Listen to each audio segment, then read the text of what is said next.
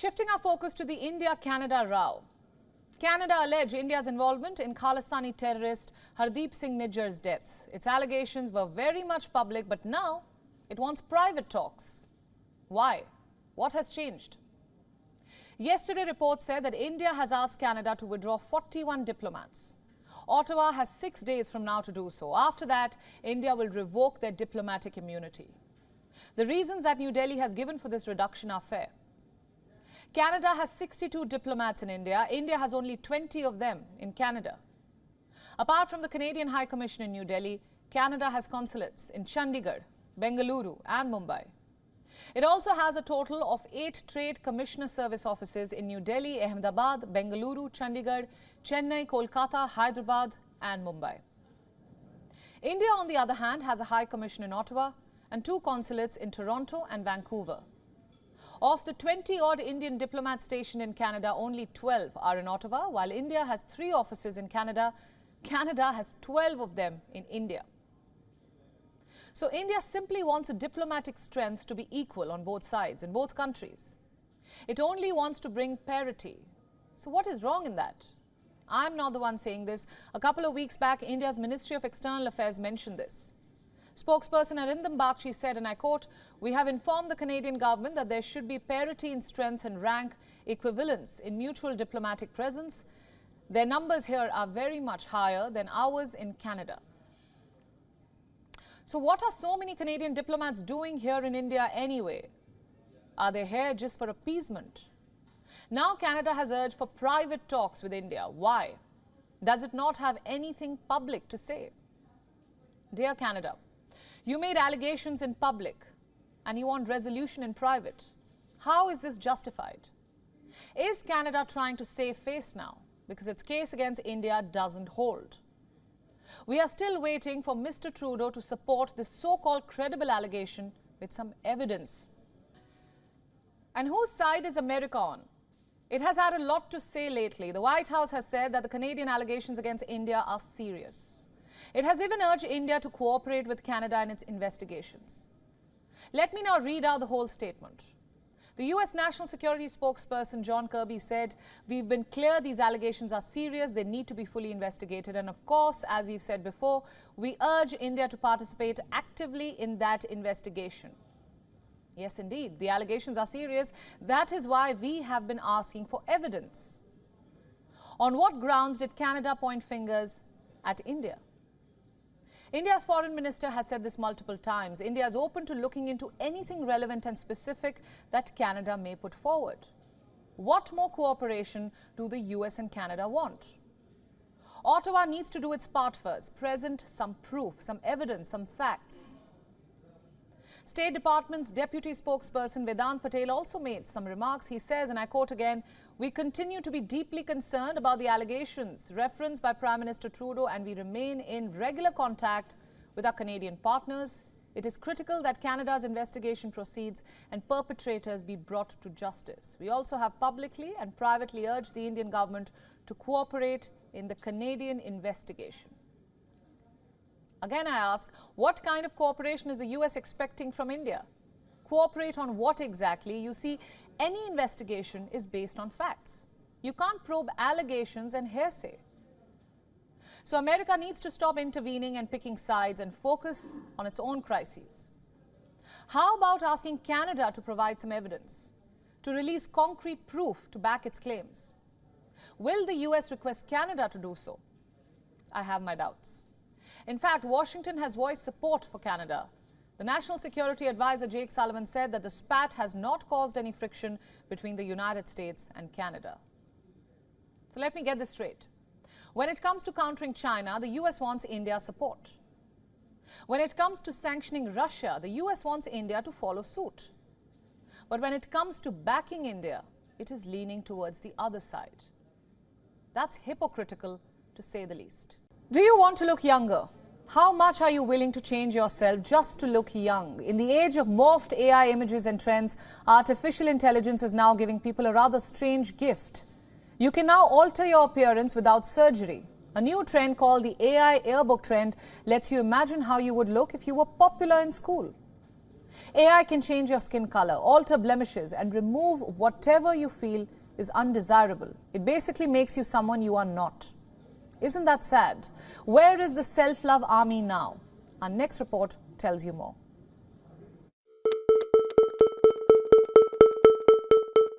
Wanting to feel young again is nothing new. Earlier, people have used makeup or editing tools to look younger in pictures. But would changing your whole personality be a good way to go? Although AI edits are not something new, a new social media trend called the AI yearbook trend has got social media talking. Look at these pictures. These are AI edits. Edits of people who look completely different in reality. A new tool gives users a chance to reinvent their high school avatars. Had blemishes as a high school teen? Gone. Had acne? A double chin? Poof! Gone. What's sad about this trend is that it reimagines you as something you never were. The AI makes the user look like the popular kid, like a jock or a fashionista. In fact, the trend lets you change several aspects of your face to an extent where even your family may not recognize you. Thousands of people are loving the trend. But what does this tell you about self-acceptance? Would such trends make people shallow? In the age of body positivity, do these trends just praise the contrary? These questions should be asked to the owners of the photo editing app Epic. Epic's software uses AI to convert ordinary images into traditional yearbook-style images. The software carries out more than just minor edits. It can change haircuts, clothing, frames, and facial expressions. This is not the first time that an AI filter software has made waves. But now we're going from adding only a few details to completely changing body compositions. And how difficult is it for a person to use? It's actually too easy. Get the photo editor app, go to the AI yearbook option, upload your selfie collection, specify your gender, click the Create Yearbook Images button, select and refine your photo, and then just finalize the photo with a tap. And just like that, you're not you anymore. We're not saying that the innovation is all bad, but there is a dark side to the trend. It could have a severe impact on a person's self-esteem. All of us feel the need to cover up a few blemishes in a picture. There was makeup for that earlier. Now technology is making us erase everything we don't like. We can't lose our identity in order to beautify a photo. Studies show that 80% girls are using AI to modify their pictures. The shocking part is that girls as young as 13 are doing it. Now we have a generation which is growing up on the internet. Should we let AI tell them what acceptable beauty standards are? Will social media trends chip away your self-esteem? Our next story comes from Iran. The country is on edge. A young girl has been hospitalized in Tehran. There are grave allegations from a human rights group. They say she was beaten into a coma by Iran's feared morality police. Her name is Armitha Garawand. Reports say she has sustained a severe physical assault. Footage from the incident has come into question. It shows Armitha being carried off a train by other women at a metro station. Yes, she was assaulted by women, Iran's female morality police. She is then placed on the platform. She lays there, apparently unconscious. This is what we know so far. Armitha has sustained a severe physical assault. She was assaulted by the morality police for not complying with the country's rules on the hijab. This is what reports are saying.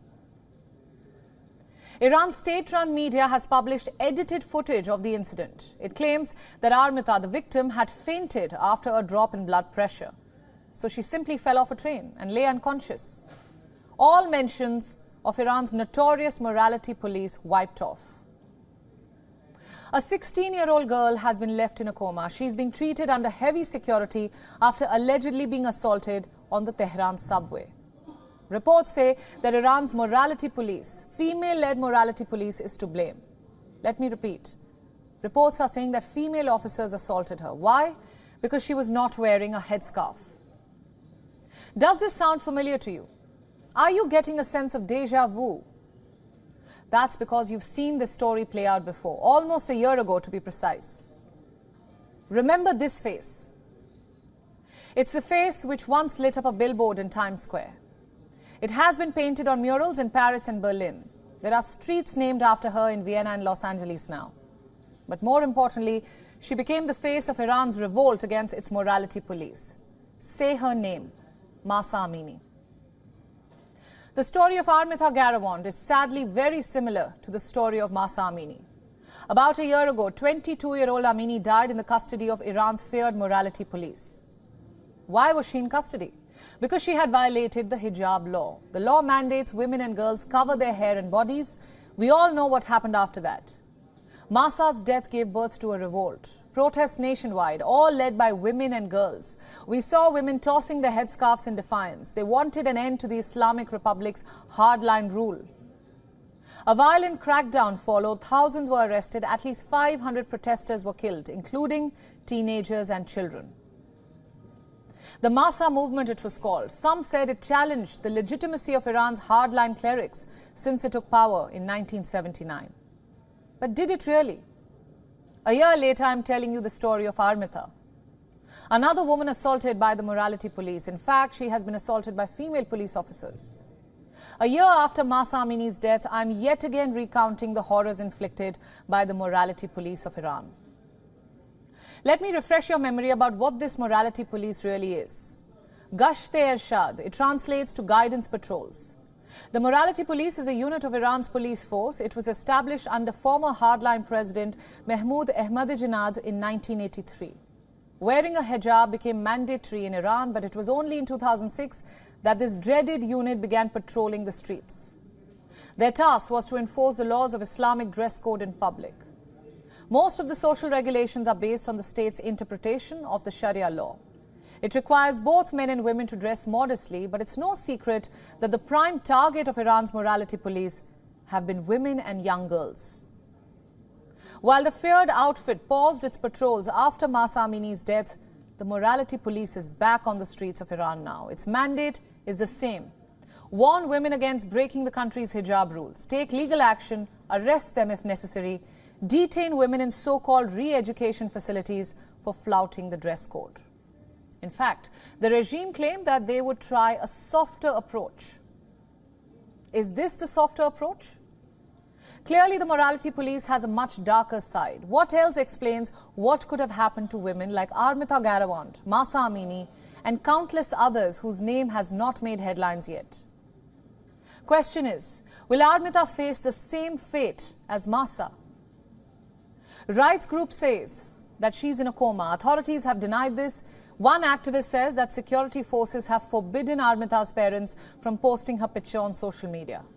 Reports say her family is forbidden from talking to human rights groups. In fact, in a video posted on the state news agency, her parents say Armita had suffered a drop in blood pressure. They are parroting the regime's line.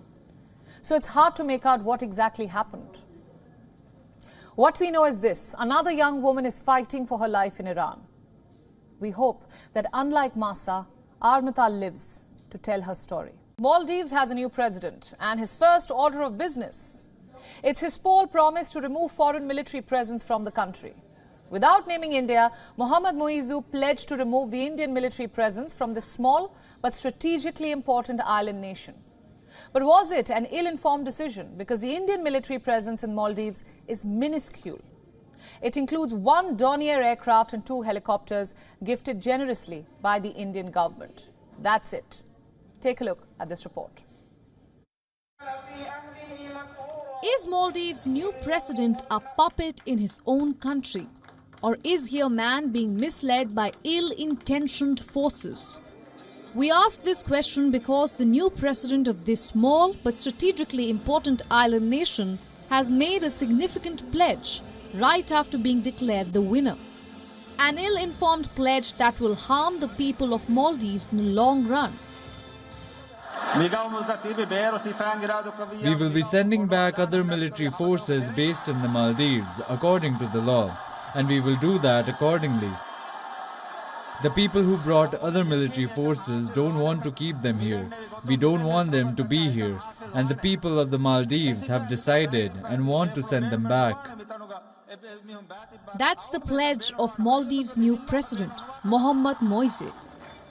After a resounding victory in the recently concluded presidential elections, Moise has vowed to remove foreign military forces from the island nation. He stopped short of naming which country's troops he will remove. But you shouldn't be surprised if we tell you he was referring to India, the only foreign power with a military deployment in the archipelago. After all, the new president of Maldives is a known ally of China. His entire election campaign revolved around an India out campaign. This decision came after New Delhi placed a small unit of security personnel to operate the 4 Indian aircraft gifted to the Maldives to patrol its vast maritime territory. But Moise has brushed aside media descriptions of him as a pro-China leader. He says he will be, quote-unquote, pro-Maldives. It begs the question, why then does the new president-elect want to remove Indian presence from his country? Because the truth is, India's military presence in the atoll state is very small. It includes just 2 Dhruv advanced light helicopters which have been operating in Malé for several years, and 1 Dornier multi-purpose aircraft, which was given to the Maldives National Defence Force in 2020.